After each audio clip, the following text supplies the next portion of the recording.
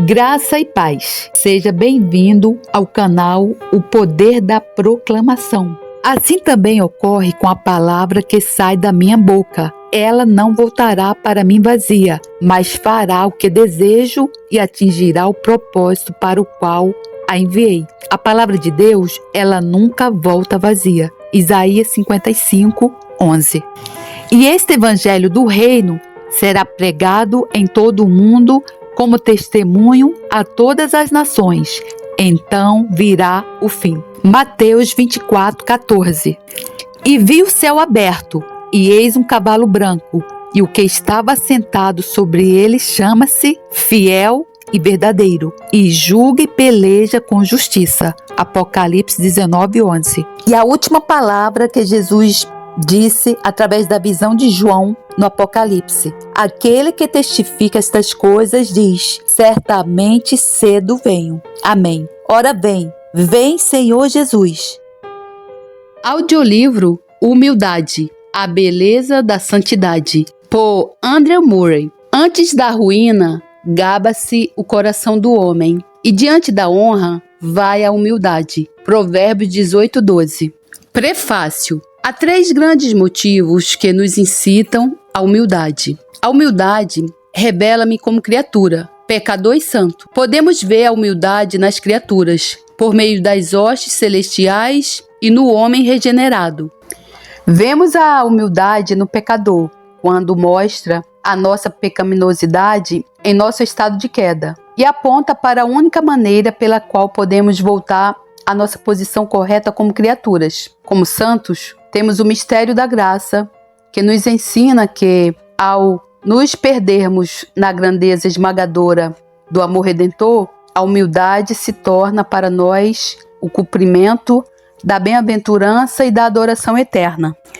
Em nosso ensino religioso comum, o aspecto do pecado tem sido enfatizado com demasiada ênfase, a ponto de alguns terem chegado ao extremo de pensar que devemos continuar pecando se quisermos crescer e permanecer humildes. Outros parecem pensar que a força da autocondenação é o segredo da humildade. Por causa disso, a vida cristã sofre perdas, onde os crentes não são claramente guiados para ver que mesmo em nosso relacionamento como criaturas, nada é mais natural, belo e abençoado do que ser nada, para que Deus possa ser tudo. É preciso entender que não é o pecado que mais nos humilha, mas sim a graça. É a alma levada por uma pecaminosidade a ser ocupada como Deus em sua maravilhosa glória, como Deus como Criador e Redentor, que verdadeiramente tornará uma posição de submissão diante dele.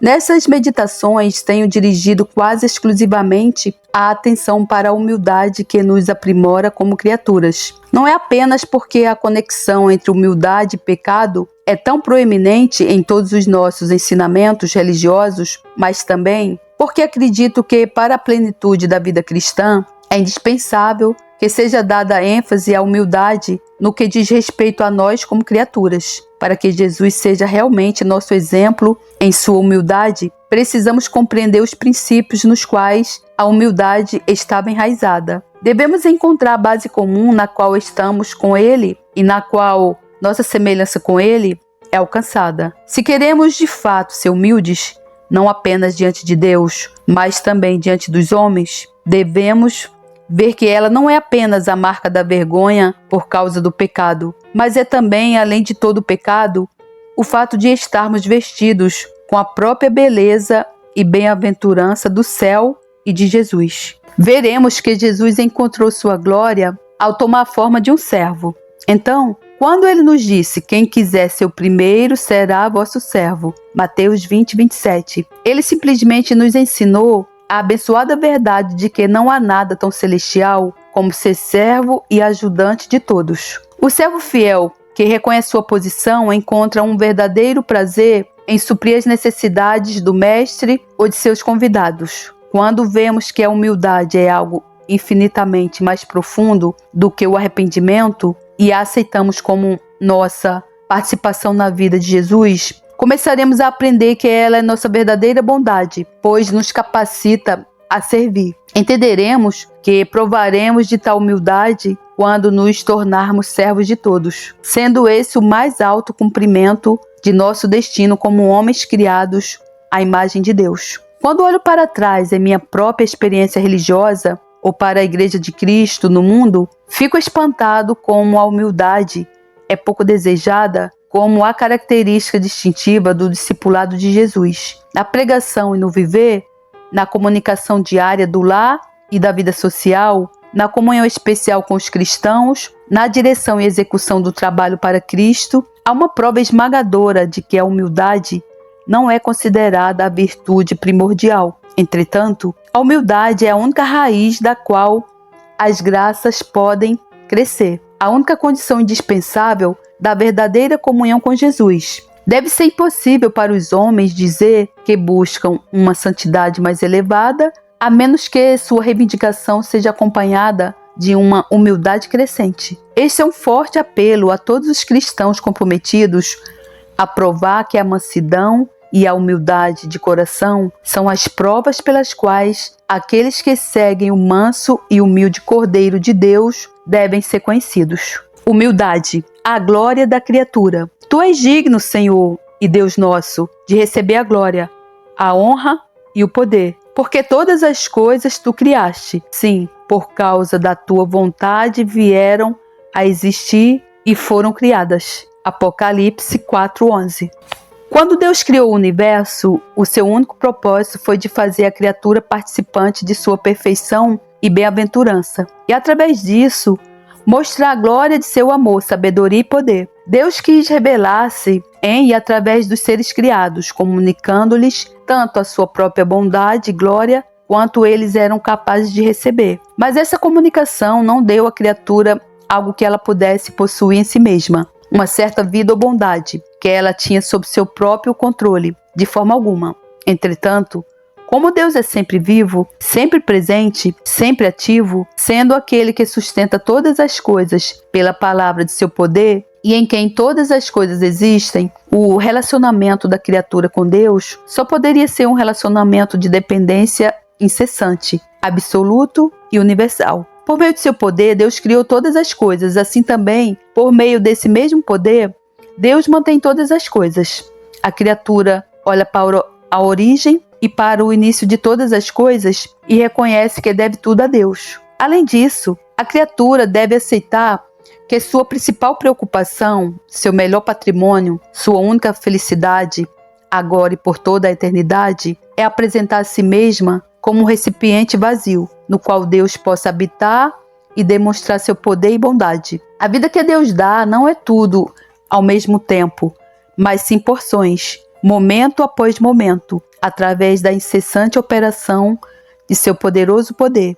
A humildade, o lugar de inteira dependência de Deus, é o primeiro dever da criatura e a raiz de toda boa qualidade, pois possibilita o homem a receber o poder e o agir de Deus constantemente. Da mesma forma, o orgulho ou a perda dessa humildade é a raiz de todo o pecado e de todo o mal. Foi quando a serpente soprou o veneno de seu orgulho, o desejo de ser como Deus, nos corações de Adão e Eva, que eles caíram de sua alta posição em toda a miséria em que a humanidade está agora fundada. O orgulho é o portão, o nascimento e a maldição do inferno. Portanto, é certo dizer que nada pode ser a nossa redenção, exceto a restauração da humildade perdida, o relacionamento original, único e verdadeiro da criatura com seu Deus. Jesus veio para trazer humildade de volta à terra, para nos fazer participantes dela e por meio dela nos salvar. No céu ele humilhou-se para se tornar homem. A humildade que vemos nele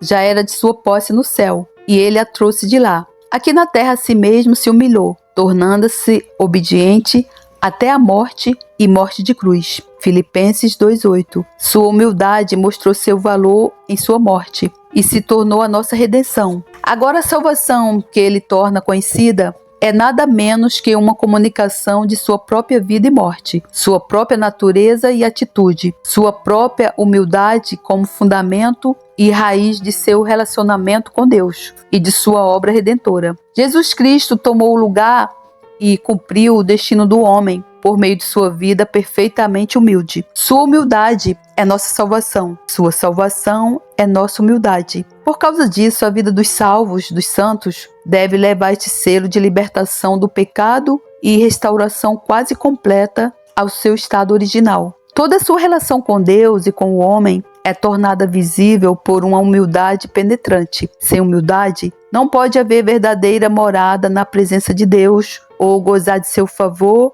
e do poder de seu Espírito.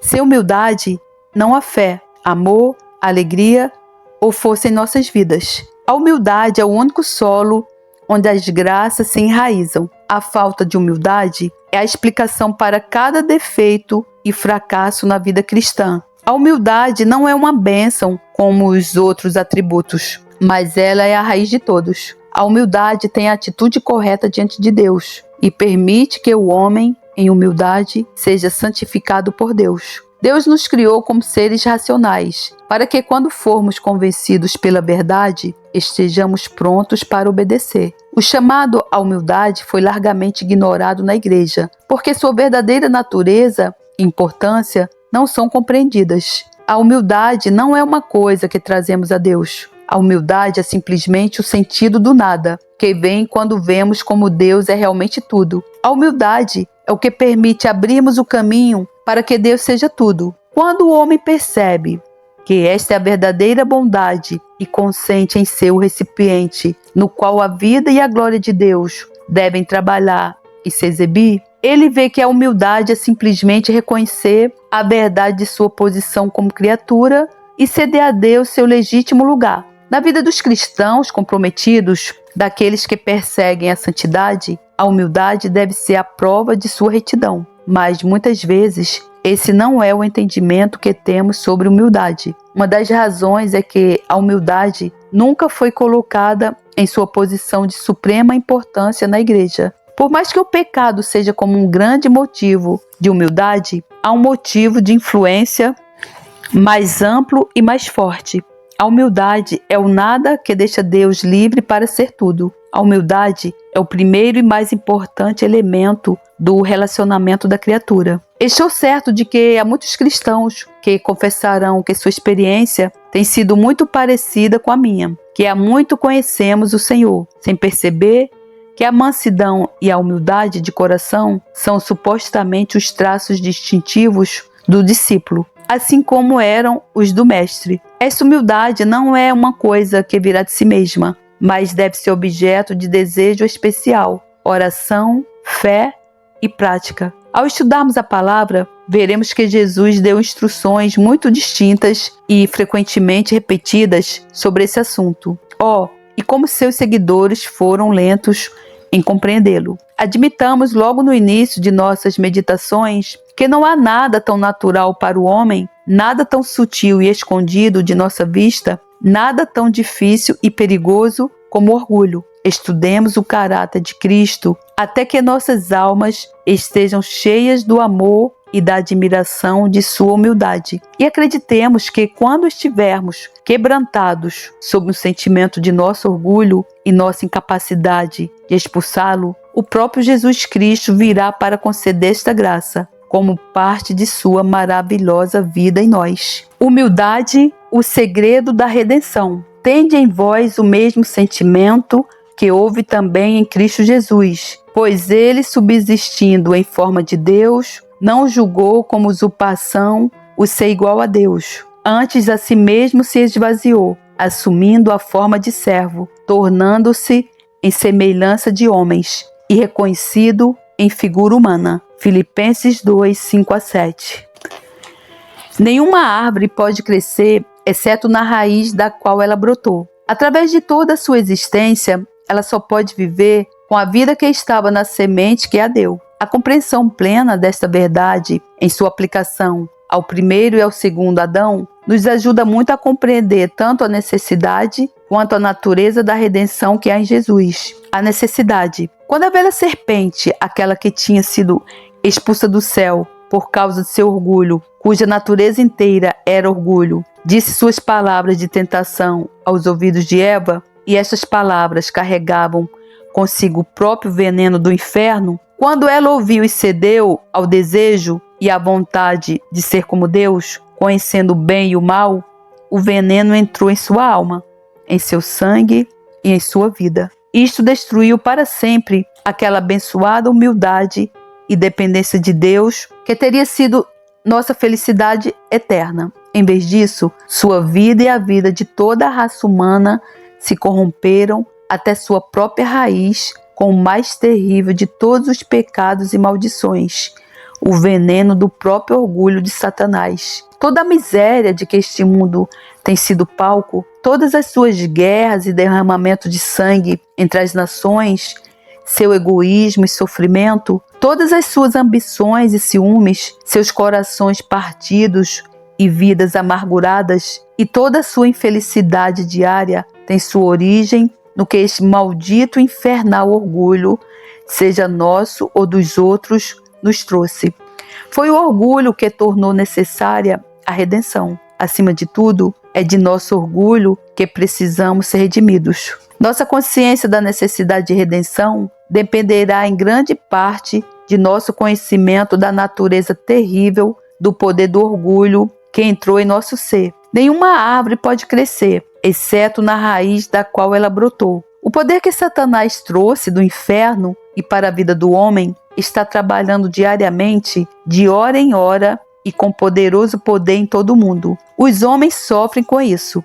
Eles temem, lutam e fogem dele, mas não sabem de onde vem ou de onde deriva seu poder. Não é de se admirar que não saibam onde ou como deve ser superado. O orgulho tem sua raiz e força em um terrível poder espiritual, tanto fora como dentro de nós. Por mais necessário que seja confessá-lo como nosso, é essencial conhecer sua origem satânica. Se isso nos levar ao desespero em tentar conquistá-lo ou expulsá-lo, seremos levados mais rapidamente ao poder sobrenatural da redenção do Cordeiro de Deus, aonde a nossa libertação pode ser encontrada. A luta sem esperança contra o orgulho em nós pode se tornar ainda mais sem esperança à medida que pensamos no poder das trevas por trás de tudo isso. O desespero total nos preparará para perceber e aceitar um poder e uma vida fora de nós mesmos, a humildade do céu, trazida pelo Cordeiro de Deus,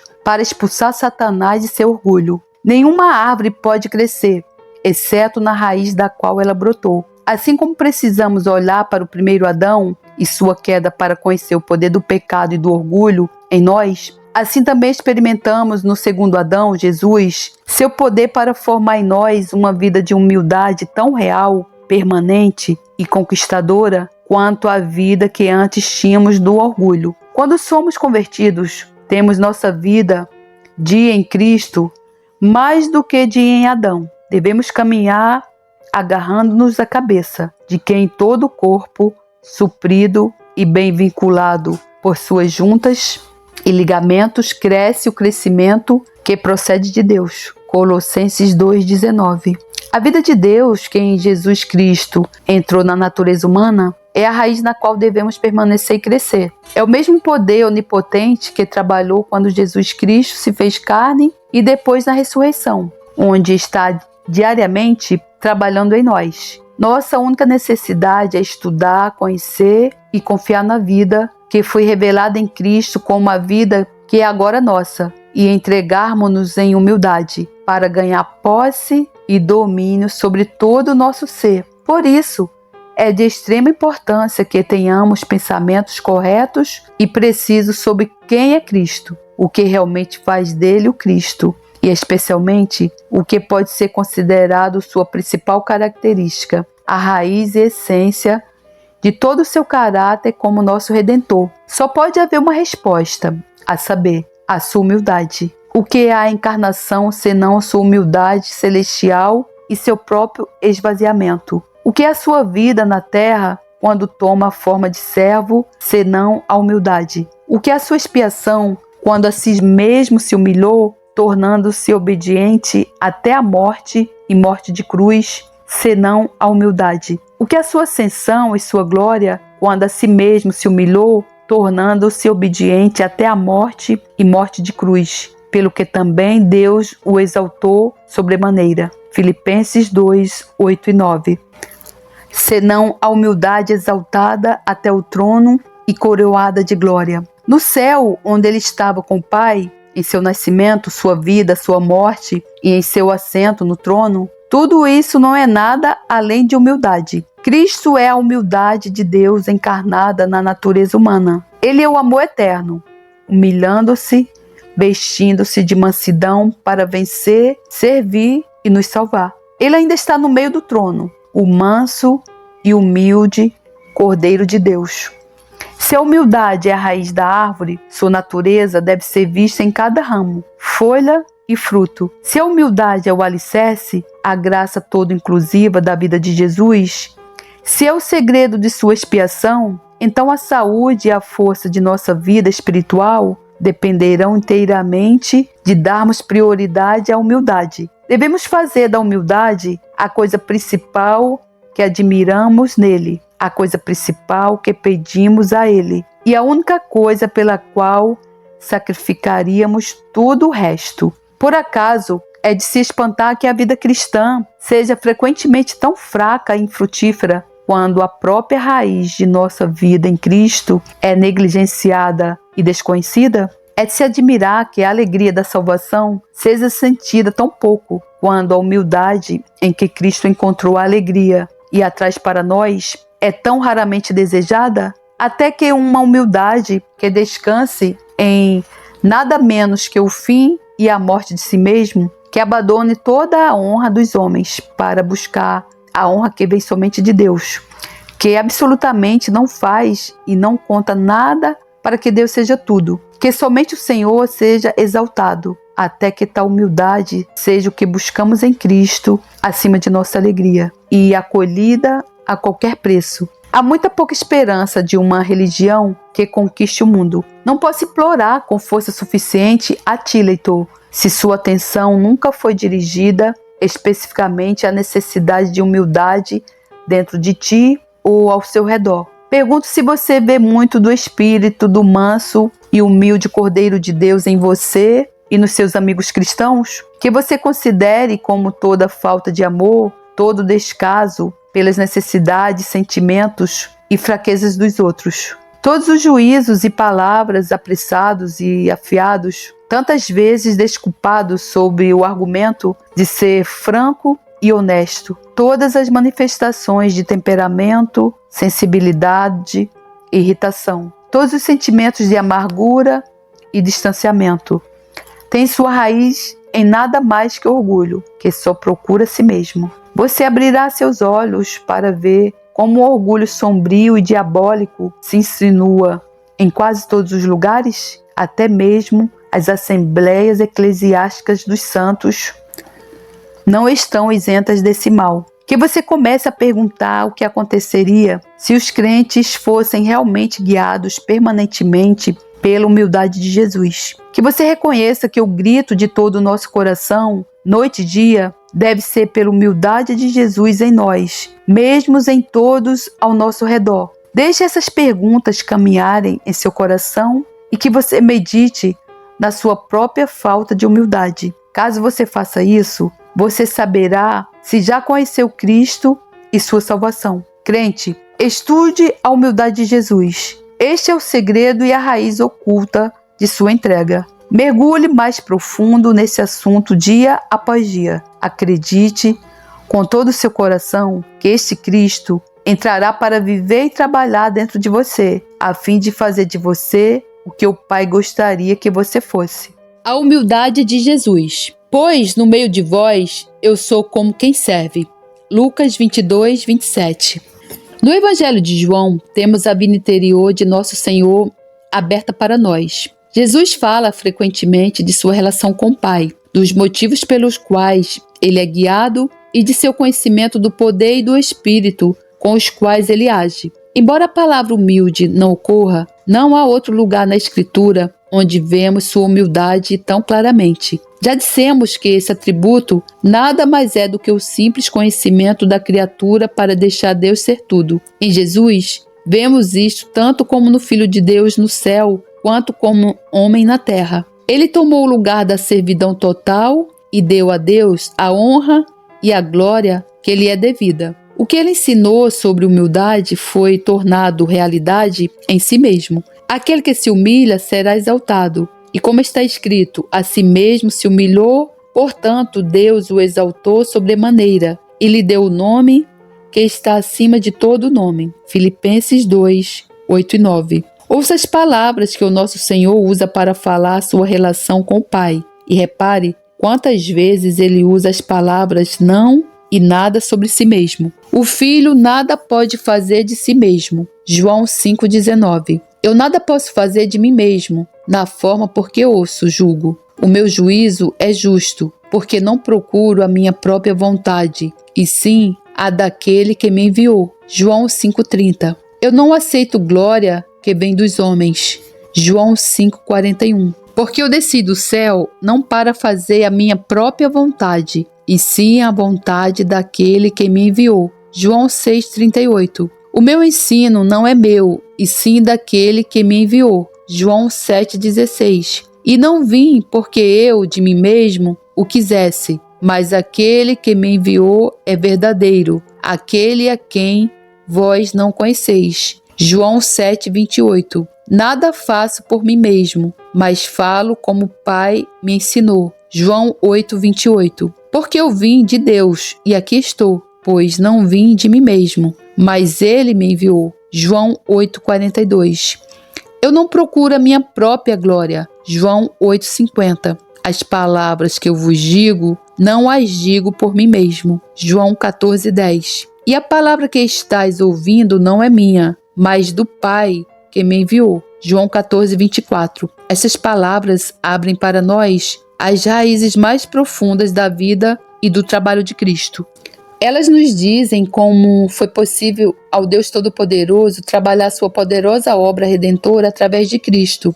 Elas mostram qual era a disposição do coração de Cristo em sua posição como Filho do Pai. Ele nada era para que o Pai pudesse ser tudo. Ele submeteu sua vontade e seus poderes inteiramente para que o Pai pudesse trabalhar nele. Ele não considerou seu próprio poder, sua própria vontade e sua própria glória. Ele não considerou a si mesmo, mas se entregou completamente ao Pai. É como se ele dissesse por meio de toda a sua missão, obras e ensinamentos: eu não sou nada, o Pai é tudo. Essa vida de inteira abnegação, de absoluta submissão e dependência da vontade do Pai, Cristo descobriu ser uma vida de perfeita paz e alegria. Ele nada perdeu ao dar tudo a Deus. Deus honrou sua confiança, fez tudo por ele e depois o exaltou à sua própria mão direita em glória. Porque Cristo se humilhou dessa maneira diante de Deus e procurou Deus em todas as coisas, ele humilhou-se diante dos homens também e tornou-se servo de todos. Sua humildade foi simplesmente a entrega de si mesmo a Deus, para permitir que Deus fizesse nele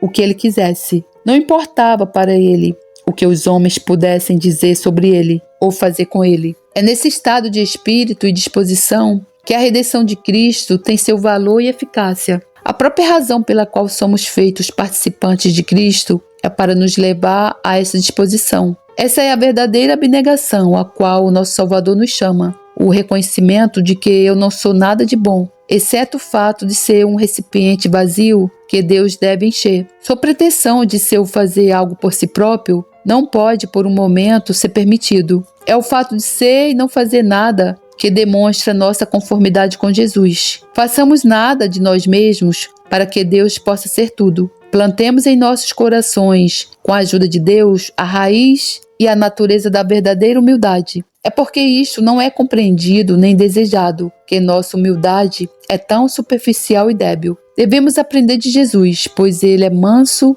e humilde de coração. Ele nos ensina onde a verdadeira humildade toma seu devido lugar e encontra sua força. Isto acontece quando tomamos conhecimento de que é Deus quem trabalha tudo em todos e que nossa responsabilidade é ceder a Ele em perfeita rendição e dependência, em total conformidade para não ser e fazer nada de nós mesmos. Cristo veio para revelar e dar sua vida a Deus. Ele veio para morrer pelos nossos pecados. Se sentimos que esta vida é muito difícil para nós e está além das nossas forças, isso deve nos motivar ainda mais a buscar nossas forças nele. É o próprio Cristo que vai nos fortificar. de maneira mansa e humilde. Se ansiarmos por isso, procuremos acima de tudo o segredo sagrado do conhecimento da natureza de Deus. O segredo que toda natureza, toda criatura e todo filho de Deus devem saber é que nós não somos nada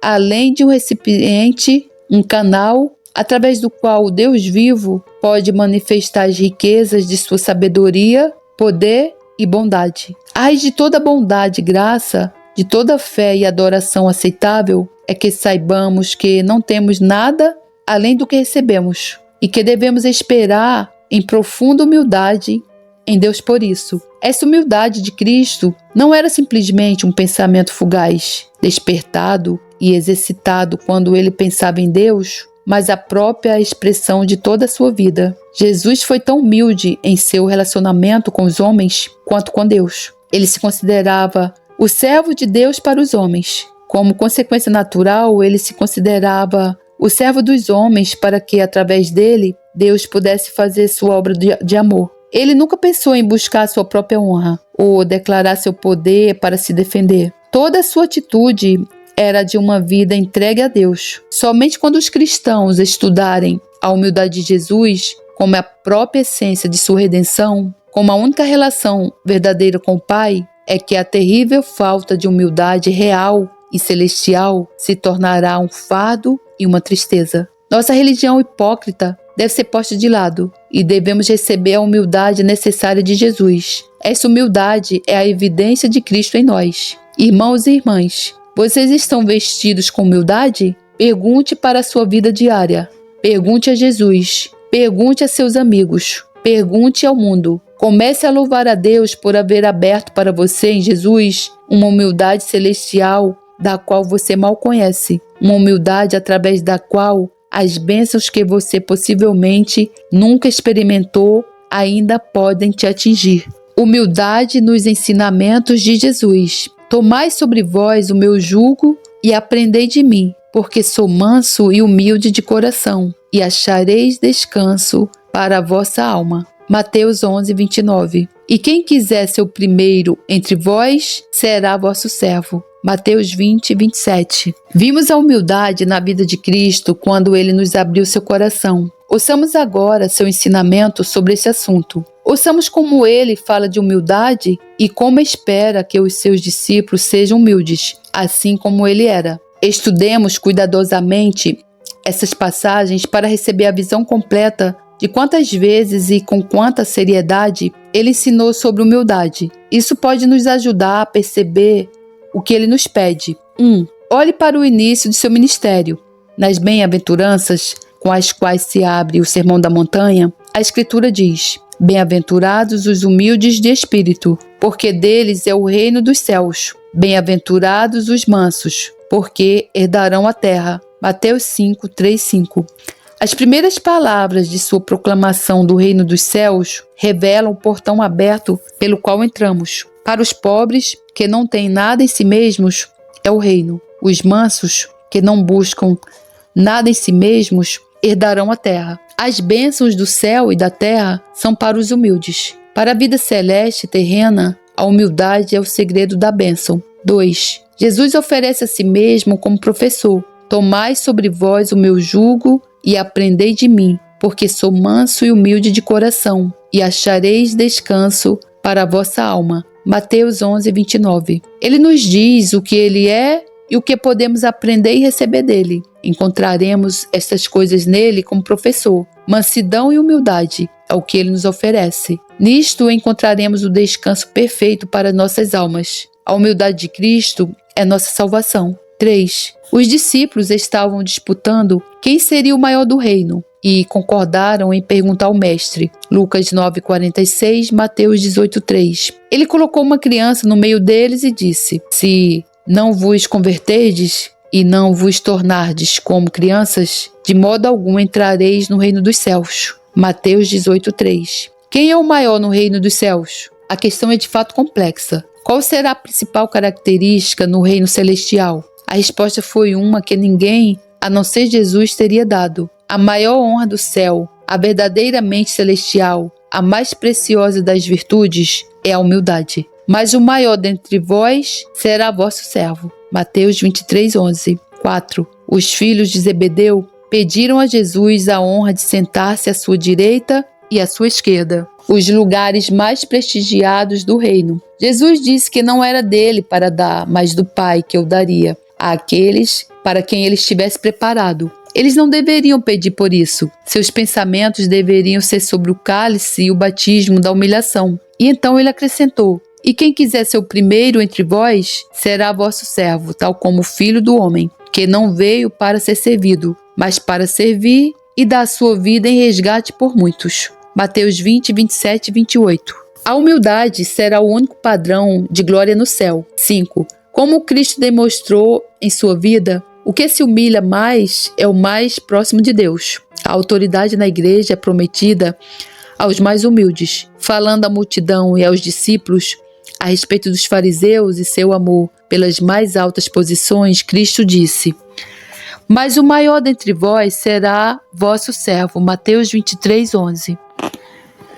A humilhação é a única escada a ser honrada no reino de Deus. 6. Em outra ocasião, na casa de um fariseu, ele falou a parábola dos convidados, Lucas 14, 7 a 11. Ele acrescentou: porquanto qualquer que a si mesmo se exaltar, será humilhado, e aquele que a si mesmo se humilhar, será exaltado. Lucas 14, 11. A demanda é indesculpável. Não há outra maneira. Só a submissão será exaltada. 7. Após a parábola do fariseu e do publicano, Cristo falou novamente: porque todo o que se exalta será humilhado, mas o que se humilha será exaltado. Lucas 18:14. Em nosso relacionamento com Deus, tudo que não é fortemente afetado pela profunda e verdadeira humildade para com Deus e para com os homens é inútil. 8. Após lavar os pés dos discípulos, Jesus disse: ora, se eu, sendo o Senhor e o Mestre, vos lavei os pés, também vós deveis lavar os pés uns dos outros. João 13:14. Cada pensamento, seja de obediência ou de conformidade, faz da humildade o primeiro e mais essencial elemento do discipulado. 9. Na mesa da Santa Ceia, os discípulos ainda discutiam quem deveria ser o maior. Jesus disse que o maior entre vós seja como o menor, e aquele que dirige seja como o que serve. Lucas 22:26. O caminho que Jesus percorreu e abriu para nós, o poder no qual ele trouxe a salvação e nos salva, é o que me torna servo de todos. Quão pouco isto é pregado, quão pouco é praticado, quão pouco se sente ou se confessa a falta de humildade. Infelizmente, poucos buscam alguma medida de semelhança com Jesus em sua humildade. Poucos pensam em tornar a humildade um objeto específico de desejo e oração contínua. Oh, como o mundo tem visto tão pouco disso, mesmo no ciclo interno da igreja. E quem quiser ser o primeiro entre vós, será vosso servo. Mateus 20, 27.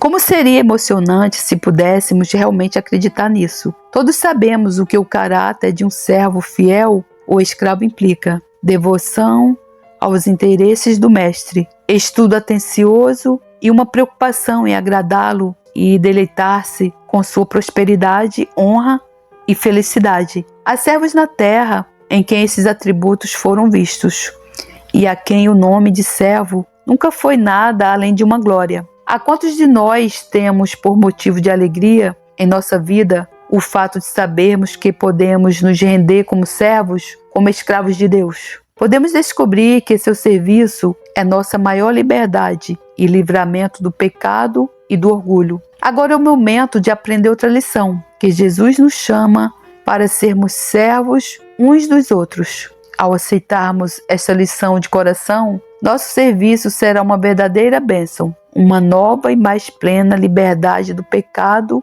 e do orgulho. A princípio pode parecer difícil. Isto se deve apenas ao orgulho que ainda se considera algo. Se aprendermos que não ser nada diante de Deus é a glória da criatura, acolheremos com todo o nosso coração a disciplina que possamos servir até mesmo àqueles que nos irritam ou que nos chantageiam. Quando o nosso próprio coração estiver decidido a seguir essa verdadeira santificação, estudaremos cada palavra de Jesus sobre humildade com uma nova paixão. Nenhum lugar será muito baixo, nenhuma inclinação muito profunda e nenhum serviço muito miserável, se simplesmente tivermos a oportunidade de compartilhar e experimentar o companheirismo com aquele que falou que no meio de vós eu sou como quem serve. Lucas 22, 27.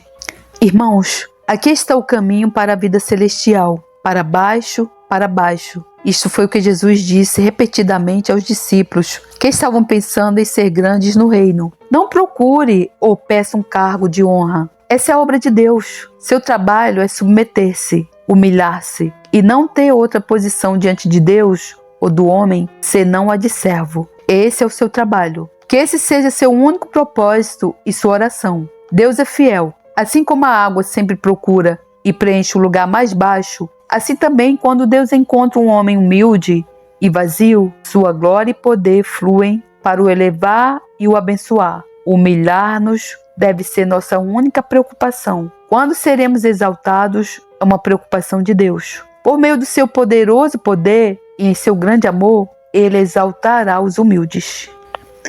Ó, se todos acreditassem que assim como Deus, devemos nos humilhar para nos tornar servos de todos. Essa é a nobreza do reino dos céus e o Espírito Celestial que o Rei dos céus nos mostrou. Esse é o caminho para a alegria e a glória da presença de Cristo que habita em nós. Jesus, o manso e humilde, nos chama a aprender por meio dele o caminho para Deus. Estudemos as palavras que temos lido, até que nossos corações se encham desse pensamento. Minha única necessidade é a humildade. Acreditemos que o que ele mostra, ele dá, e o que ele é, ele comunica. O manso e humilde entrará e habitará no coração ansioso. Humildade nos discípulos de Jesus. Mas vós não sois assim, pelo contrário. O maior entre vós seja como o menor, e aquele que dirige seja como o que serve. Lucas 22, 26. Estudemos a humildade na pessoa e no ensino de Jesus. Busquemos agora a humildade nos seus companheiros escolhidos, os 12 apóstolos. Se encontrarmos uma falta de humildade neles, o contraste entre Cristo e os homens será visto mais claramente. Isto nos ajudará a apreciar a poderosa mudança que Pentecostes trouxe para eles e provará como nossa participação pode ser real no triunfo perfeito da humildade de Cristo sobre o orgulho que Satanás inspirou no homem. Nos textos citados a partir do ensinamento de Jesus, já vimos os casos em que os discípulos provaram ter uma total ausência do atributo da humildade. Uma vez, enquanto caminhavam, disputavam sobre qual deles deveria ser o maior. Em outra ocasião, os filhos de Zebedeu, com sua mãe, pediram o assento à direita e à esquerda de Jesus em seu reino. Mais tarde, na Santa Ceia, na última noite, houve novamente uma disputa sobre qual deles deveria ser considerado o maior. Não que não houvesse momentos em que eles se humilhassem diante de seu Senhor. Assim foi com Pedro quando ele gritou: Senhor, retira-te de mim, porque sou pecador. Lucas 5:8. Da mesma forma, os discípulos caíram e o adoraram depois de ele ter aquietado uma tempestade. No entanto, tais expressões ocasionais de humildade apenas trazem um contraste mais forte entre o tom habitual de suas mentes e o desejo de posição e o poder egocêntrico. O significado de tudo isso nos ensinará algumas lições muito importantes. Em primeiro lugar, pode haver uma religião significativa e ativa, enquanto a humildade ainda é tristemente ausente. Vemos essa característica nos discípulos. Eles tinham um apego intenso a Jesus. Eles haviam abandonado tudo por ele. O Pai lhes havia revelado que Jesus era o Cristo de Deus. Eles acreditavam nele, o amavam e obedeciam a seus mandamentos. Eles haviam abandonado tudo para segui-lo. Quando outros o largaram, eles estavam com ele. Eles estavam prontos para morrer com ele. Entretanto, havia um poder sombrio, uma falta de clareza. Eles não estavam cientes da existência e do horror das coisas que tinham que ser mortas e expulsas neles antes que pudessem ser as testemunhas do poder salvífico de Jesus. Este ainda é o caso hoje em dia. Podemos encontrar professores e ministros, evangelistas, trabalhadores e missionários nos quais os dons do Espírito são muitos e ativos. Estes são canais de bênçãos para multidões. Mas quando chega a hora do teste, ou um ensino mais preciso de um conhecimento mais completo, é dolorosamente manifesto que o atributo da humildade não está presente. Tudo isso confirma a lição de que a humildade é um dos atributos mais críticos e um dos mais difíceis de ter. A humildade deve ser o foco principal de nossos esforços. No entanto, deve ser plenamente compreendido que a humildade só vem em poder quando a plenitude do Espírito nos torna participantes do corpo de Cristo. Em segundo lugar, todo o ensino externo e esforço pessoal é ineficaz para subjugar o orgulho ou produzir um coração manso e humilde. Durante 3 anos, os discípulos estiveram na escola de treinamento de Jesus. Ele lhes disse que a lição que desejava ensinar-lhes era: aprendei de mim, porque sou manso e humilde de coração, e achareis descanso para a vossa alma. Mateus 11, 29. Vez após vez, ele falou com eles, com os fariseus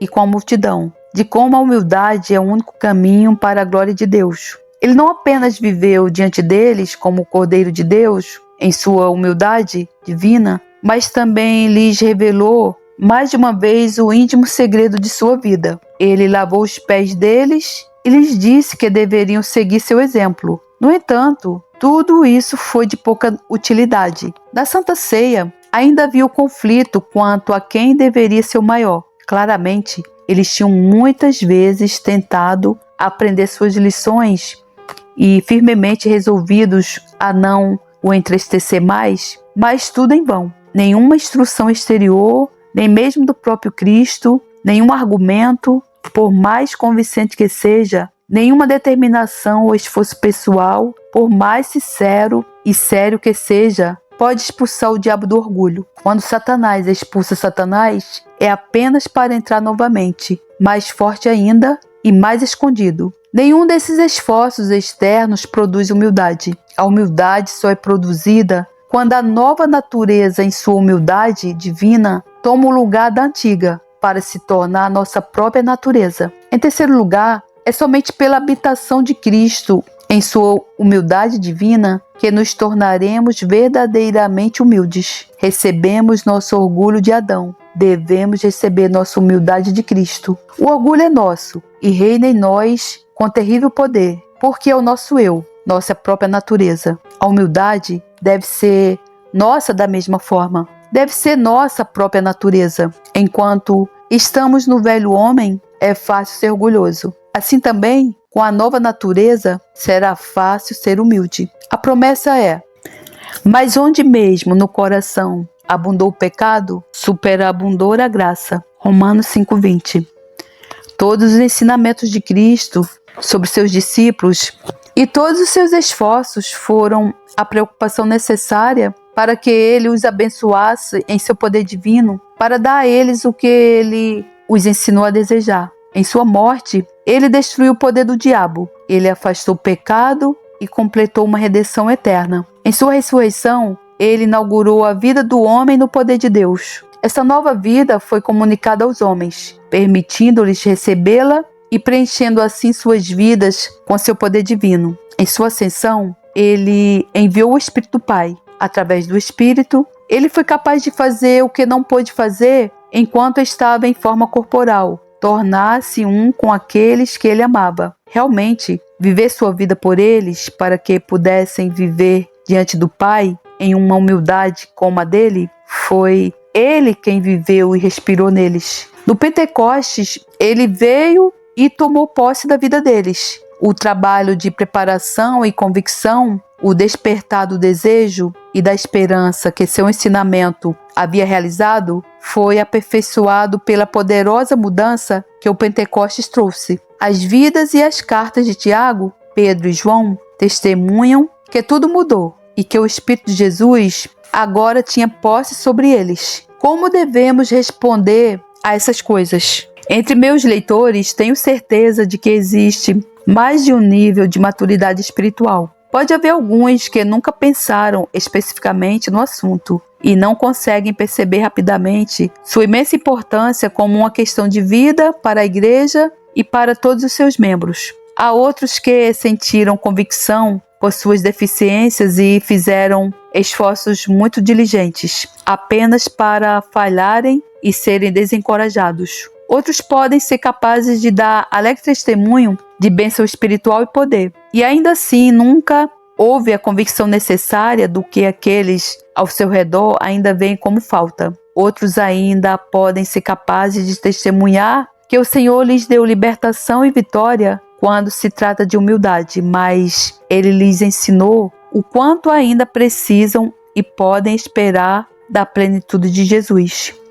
Seja qual for o grupo a que pertençamos, insisto no reconhecimento da necessidade de buscar uma convicção ainda mais profunda do lugar único que a humildade ocupa no cristianismo e da total impossibilidade de a igreja ou o crente serem o que Cristo quer que sejam, desde que sua humildade não seja reconhecida como sua principal importância, seu primeiro comando e nossa mais rica bênção. Consideremos a grande desvantagem que os discípulos tiveram enquanto essa graça ainda estava tão terrivelmente ausente em suas vidas, e oremos a Deus para que outros dons não nos satisfaçam a ponto de nunca compreendermos que a ausência de humildade é a causa secreta do porquê o poder de Deus não efetuar sua poderosa obra. É somente quando nós, como filho, realmente sabemos e mostramos que não podemos fazer nada de nós mesmos, que Deus fará tudo. É somente quando a verdade de um Cristo presente toma seu devido lugar nas vidas dos crentes que a igreja vestirá suas belas vestes e a humildade será vista em seus membros como a beleza da santidade.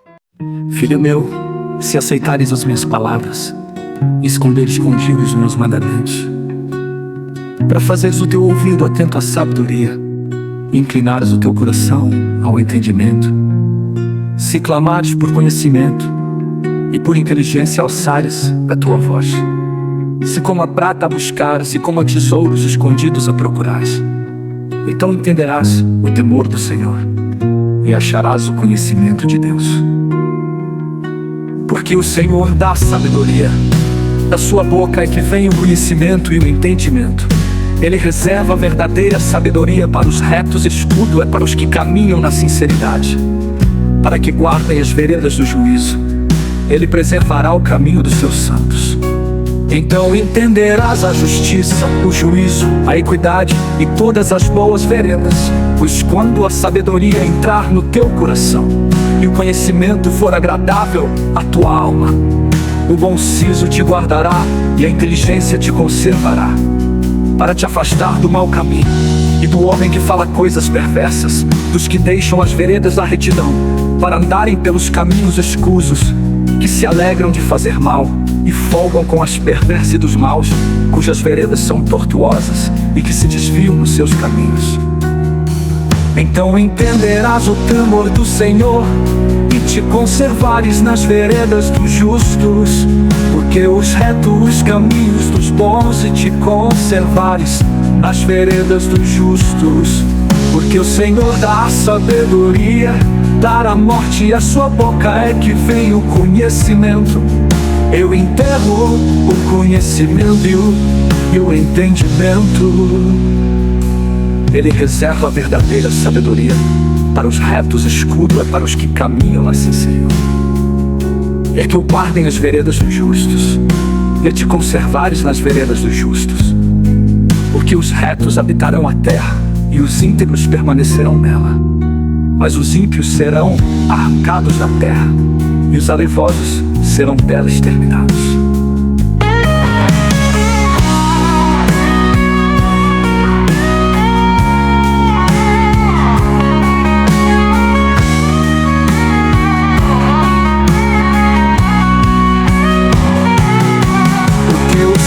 Da sabedoria, da sua boca é que vem o conhecimento, o entendimento. Ele reserva a verdadeira sabedoria para os retos. Escudo é para os que caminham na sinceridade, para que guardem as veredas do juízo. Ele preservará o caminho dos seus santos. Então terás a justiça, o juízo, a equidade e todas as boas veredas. Pois quando a sabedoria entrar no teu coração e o conhecimento for agradável à tua alma, o bom siso te guardará e a inteligência te conservará.